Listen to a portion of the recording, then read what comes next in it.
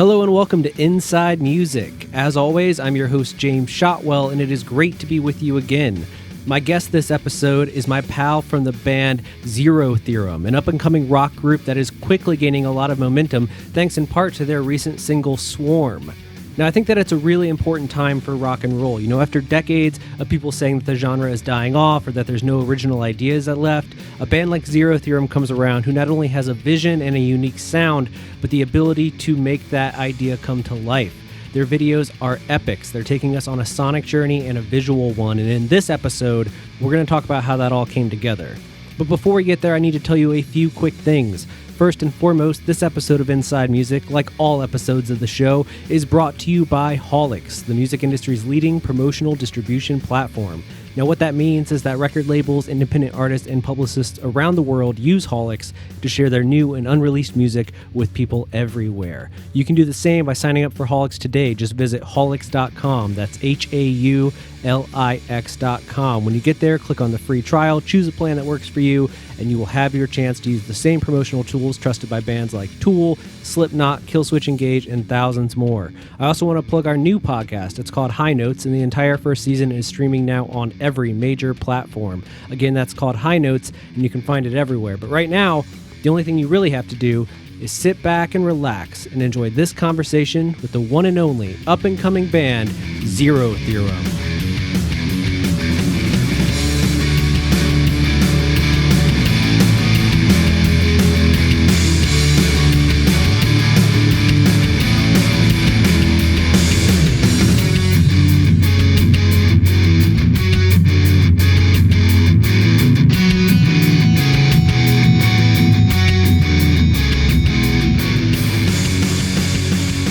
I really appreciate you taking the time to talk today. Yeah, no worries, man. Thanks for having me on. Absolutely. Well, let's start simple. You know, how are you doing? How are you surviving this pandemic right now? Yeah, I'm doing all right. Considering, I think, myself, family, friends, band members, etc., are all in the same kind of boat. So, we're doing all right. We're trucking on. Where do you live? We're in the Los Angeles area. So okay, we're kind of about 45 minutes or so east, but it's the whole area. It's not the best as far as the numbers go, but people are being safe for the most part from what we've seen. So you are within 45 minutes of Los Angeles in normal time or in COVID time? In COVID time, definitely. Yeah, it's probably, okay. It's probably close to an hour 10 or when you're talking about. Yeah, I was like, because if it's regular Los Angeles, that 45 minutes could be anywhere. You could be like, I live in Burbank. It's fine. It's 45 minutes. If you try to drive there in 4 or 5 p.m. on a Wednesday or something, yeah, exactly. Well, I'm glad to hear that you and yours are doing well. I'm out here in the Midwest. It's a little less crazy where I am, but nevertheless, it's there's still idiots. They're everywhere. Of course.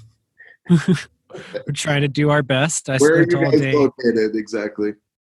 I'm in Grand Rapids, Michigan. Oh, okay. Cool. Yeah, it's pretty fine. It's good. It's a state filled with conflict again between people who don't know what they're talking about and people who do that for some reason can't convince the other people to listen to them. It's a good time. Sure. Which seems to be everywhere, Yeah. I spent all day reading about this Chainsmokers concert that happened in New York City and how it's screwing all of us in the music business right now. I didn't even know that happened. Can you enlighten me? Oh my gosh. Okay, so the Chainsmokers, everyone's love to hate EDM duo, right, put on a drive-in concert in the Hamptons where some people paid up to $25,000 to attend. Wow. And it was 2,000 people in attendance, 600 cars, and the venue said that it did social distancing and stuff, but the group posted an Instagram post that was like back at it or something like that. And it's just like people, as far as you can see, all out of their car, all basically on top of one another, just like, vibing to the music, no masks or some masks, but definitely not practicing any form of like safety. And so today, like the governor of New York and the state health inspector and all these people have been like, we don't agree with this. Like what Yeah. happened here? Like what's going on? Yeah. And then the music industry hot take is like, this is why we can't have nice things. Like every time someone's Sure. like, well, maybe we can do drive-in concerts, some idiot comes along and is like, you can do it, but like, make people stay in their cars, bro. Yeah. Yeah, exactly. You would have to do that. That's like the country concert I saw. I forgot who it was. Yes. Chase Rice. That's Yeah, a there great. you go. It's just So kind of frustrating. whatever. Yeah. Yeah. I actually went to a drive-in concert a couple weeks ago and everyone stayed around their car. It was fine. It was weird, like, Sure, of course. but it was fine. And I didn't see like at no point during the show was I like, I want to get closer to everybody. Yeah. You're there to hang out and enjoy the music. Yeah. So, yeah. And knowing the situation right now, you should, just be happy that that's happening. Exactly. And then there was this element of like some people were outside of the car, cranking up their windows down, cranking up the music, dancing, having a good time. But at some point you just kind of like, I kind of got not bored, but you're like, you want to sit down. So then you get back into your car and you close the door. And then you're basically just in a parking lot listening to music on your car stereo, knowing that everyone else is listening to the same thing, but you're still just, like it's hard not to look at your phone because it's kind of like just sitting in your driveway. It's the same experience, more or less. Yeah. It's not exactly. I think there's a reason. As fun as they were, and I do kind of miss them as a kid. There's a reason why like drive-in movies have gone away too. You know what I mean? Yeah, absolutely. It's not quite the same thing. Yeah. No, I did a drive-in movie recently too. That's how bored we are out here in the Midwest. Yeah, I'm sure. like, just give me any reason. I did the drive-in. Everybody. Yeah, I did the drive-in and it was fine, but the first, let's say 20 minutes of the first movie in the double feature, someone had their headlights on, and I was in Detroit at the time, and like it took about 20 minutes for somebody to get up the nerve to like get out of their car, walk up to the other car and be like, hey, could you not? Like, could you? Because it's just like these bright ass floodlights on a screen that's trying to project an image, and it's just like, come on, man, do you not see that you're ruining this for everybody? It was amazing. But let's talk about Zero Theorem, because I have been knee deep in you guys for a while now. I wrote about your video for Swarm a few weeks back. Song's been out now for, I guess it'll be 2 weeks, not today, tomorrow, 2 weeks tomorrow, something about that time. It might be actually today. I think it was it the 14th? It was the 13th. So yeah, it was just over 2 weeks. Just about 2 weeks.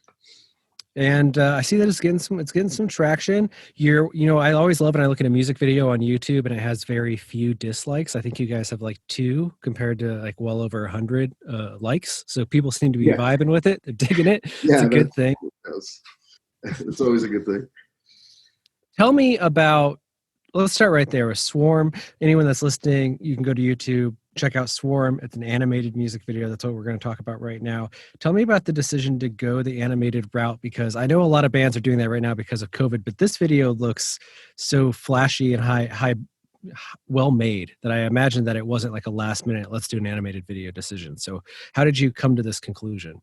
Well, it actually, I wouldn't say that it was last minute, because we always have in the back of our mind, we want to grow the brand and we want to grow the Zero Theorem universe. So we always have these stories, just, kind of in the back of our mind that we feel like can be, connected if things go well in an interesting way in the future. And so with all those kinds of storylines, we needed to find somebody that when we realized that we weren't going to do the typical live video, we just needed to find the right partner on this video to tell this story. And Lubomir was a guy we found online, and we really liked his stuff. He had the right vibe and totally got and understood where we were coming from and what we kind of wanted to do. And then he took it, an even cooler way, and that's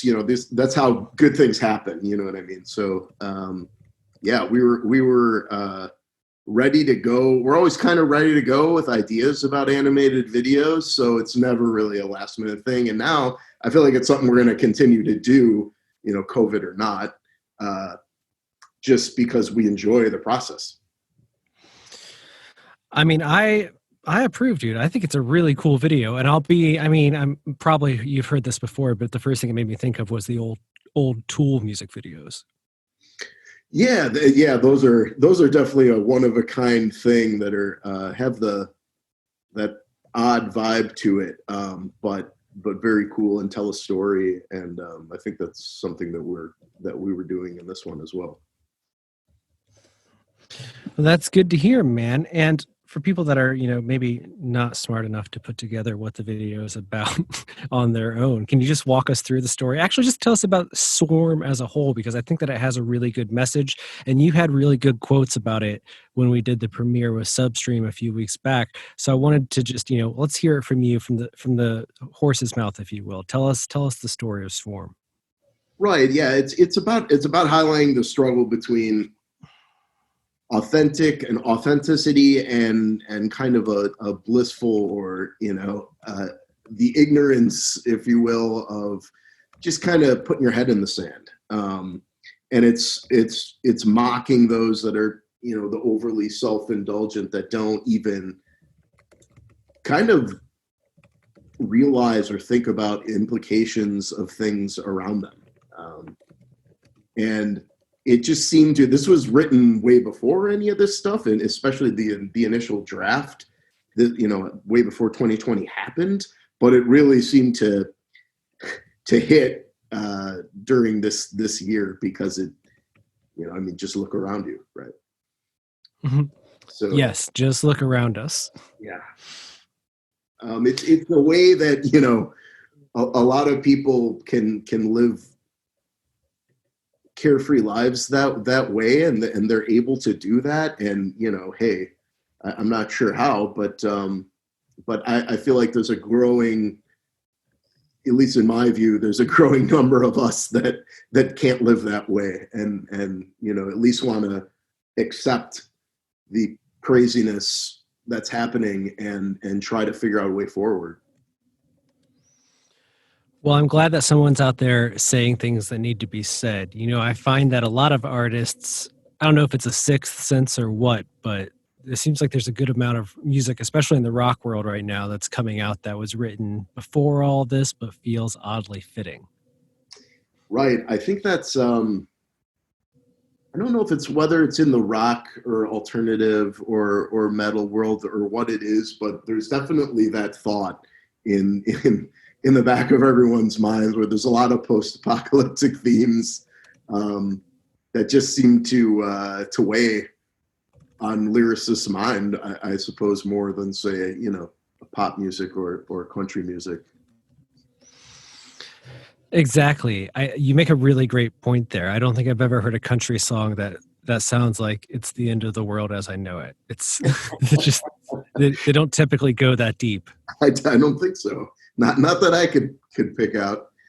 And I love Johnny Cash, but he didn't even write about anything like that either, So no, it was always like much more ego driven. It was like, I'm gonna die. I'm dying. It wasn't like we're all screwed. It was just I'm screwed.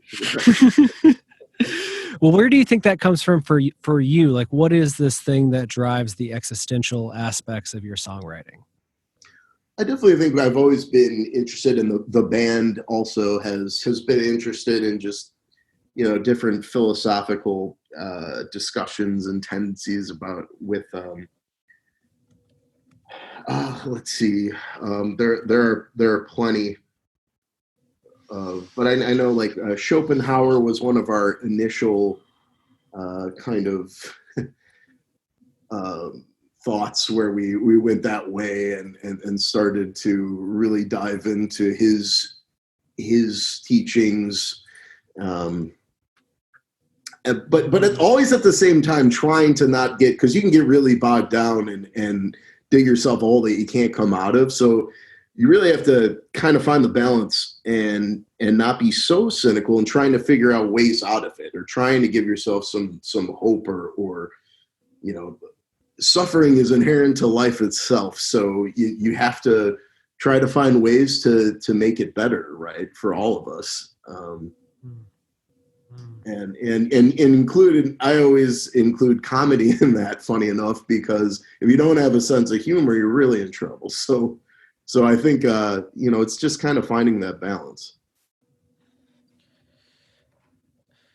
I think you're absolutely right. And not enough people do the work, because I feel like that's kind of what you're saying here, is that you didn't just take it all in and then spit it all back out. You took it in, you processed it, you thought of like a creative way to share the things that you'd learned with the world. And that's like 12 steps more than 99% of songs I hear anymore take. It's usually like, I hurt, here's why. Which, it actually works as well. But on this specific song, or I suppose on a lot of our tracks, we tend to dive in more to that aspect. Yeah, and that's what I like about your music, is that it requires it's like reading a book versus compared to seeing a poster, where I kind of have to sink my teeth into it a little bit more. Got to sit with it. Appreciate Got to be like, that. okay, here's where we're going. Thanks, man. That's really cool. That's a nice thing to say. No worries, man. None at all. Well, let me know what's happening next with Zero Theorem, because I know that I always hate asking this question to some extent, because it's like, we just put out a thing 2 weeks ago. Like, can't we just appreciate the 2 weeks ago thing? But, we live in a culture where people are always, chomping at the bit for the next thing. So in this age what of have the you done for pandemic, me lately, right? Yeah. What are you doing for me next? We actually do have another track coming out. We're not exactly sure on the date yet, but we'll have another track and animated video as well down the sci-fi path that people will enjoy. It's kind of off on another planet and with aliens, etc. So it'll be a good one. And then after that, we're going to have another video and our second EP, the sequel, if you will, to the Killing 1. It's going to be the Killing 2, and it's going to end the Killing cycle, and we'll have, along with Sworn, these 4 other tracks. So, and that should come out by the end of the year, along with, we do have a tour set up in October. Obviously odds might not be in our favor to go on that, but we'll be ready to go. And if it doesn't go, we're still planning on doing some sort of live recording, whether it be, a live stream, or actually just, recording us playing some of these songs live, some of the Zero Theorem songs live. Well, I love it. I like your optimism. It's cautious optimism. You're like, we'll be ready, but the world might not. Right. Yeah. I think it's a lot of people are, you hear things from next month to well, nobody's going to be touring through 2021 either, so you don't really know. And we're just kind of playing it one day at a time, but we still have to be ready in case. And this way we'll still have some form of live performance, for people. We had a guest on the show not long ago who actually left Los Angeles and moved to Texas because they wanted to start playing shows again. And they were like, screw it. We'll just move somewhere that'll let us play. Yeah, I feel their pain for sure. But at the same time, I'm not ready to do that myself. And I don't think not quite there yet. You're not quite at the let's give up on LA. Yeah, not quite there yet. Yeah, we always have fun in Texas, though. I will say that when we play. Yeah, I mean, they love rock and roll in Texas. That's just how it is. Well, a lot of people that listen to our show do so to discover new music, and we've pointed them towards Swarm, and we've told them a little bit about what you're writing these days. But I'm always curious, especially for a band like yours that requires a little bit more effort than just hitting play sometimes, to really like sink your teeth into what you're doing. When somebody comes up to you and they do that whole, oh, you're in a band? Like, what do you do? How do you tell them what Zero Theorem is all about? Music-wise, Yeah, just like the boilerplate, like here's who we are, what we do, or what we're trying to accomplish.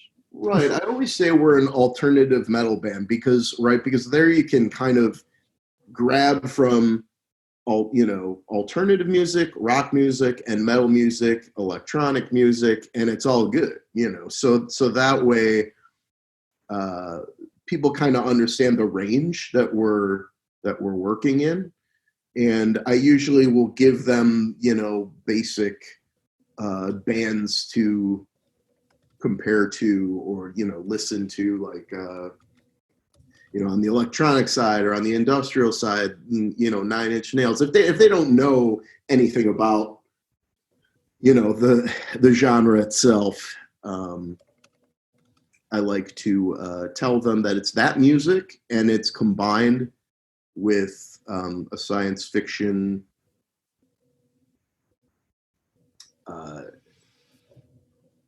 aesthetic. Sorry, couldn't find that word. I get it. That's Corona brain hitting you right there. Yeah, exactly. Not enough coffee yet, apparently. Yeah, exactly. Let me ask you this.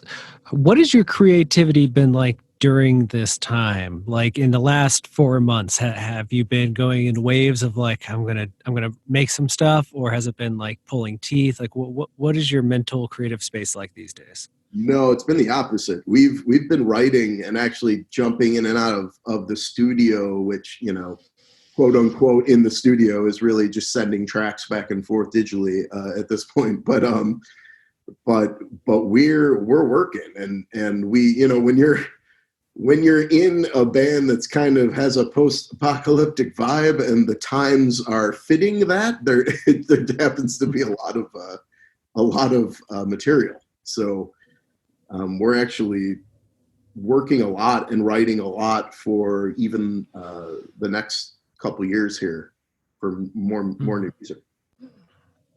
So with this new content, do you hope to speed up how quickly you're releasing material? I know that you guys have the animated thing going right now, which is a process into itself, but in terms of just cranking out content, it seems like at least for the next year, the game plan for a lot of musicians is going to be like, we're just gonna keep putting stuff out, because what else are we gonna do? So how are you guys looking at sharing all of this with the world? Yeah, I think you have to be, when you're not an established band yet, you have to be very cognizant of how you share things and timing involved and all that. But I would say that we definitely want to continue to, sorry, a dog's barking there. Don't worry about it. But I would definitely say that you need material, right? So we're going to be hard at work on doing that kind of a thing and building up stuff for people to enjoy, and having them and releasing them, in a timely way, but maybe not one after another, like it seems like some bands are doing. I don't know. I think that's overkill in my eyes, but yeah, no, I think it requires finding a good balance between making everything an event and drowning your fans and content that doesn't get the attention that it deserves. So you don't really wring it out. You just kind of like throw it out there. Right. Yeah. That's definitely an issue. It seems like with, there's more music now than there ever has been. Right. So that alone just kind of makes it, you should be sure about what you're sending out there and how often. Well, I think you have a really good grasp on things, man. I never know when I'm speaking to an artist for the first time where their head is, because it's easy for a lot of people to create a good video or a cool aesthetic around their band or a great song that I'm like, I want to talk to that person about it. But what I like about talking to you is that I can tell you've thought things through. That gives me a lot of faith for the future. Thank you. I appreciate that. We if anything, we overthink things too much in this band. So I appreciate you saying that. Yeah, it's a thing, right? Because There are some artists that you meet, and I'm sure you have too, where they get a little bit of traction, people start to pay attention, and you realize that they never planned for that. Like they're just like, I always wanted someone to take notice, but now they did, and I don't know what I'm going to do next. And you guys at least have like a roadmap where you're like, listen, if whatever happens next, we kind of see the next 12 to 18 months. We have a plan. Yeah, we're ready to go. Whether it's touring or not, we'll have music and we'll have some live shows, and you got to keep doing that kind of the thing. You can't go away completely, but you don't want to overkill. So it's just that, just finding that balance for your band.